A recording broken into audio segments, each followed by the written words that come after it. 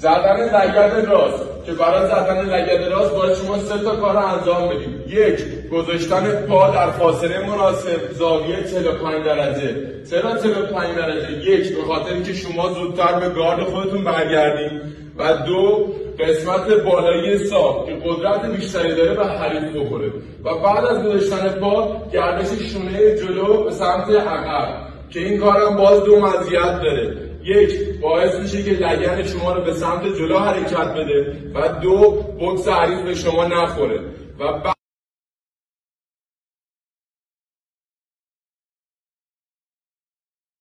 بعد از گردش شونه زدن ضربه همزمان با حرکت دست به صورت افقی.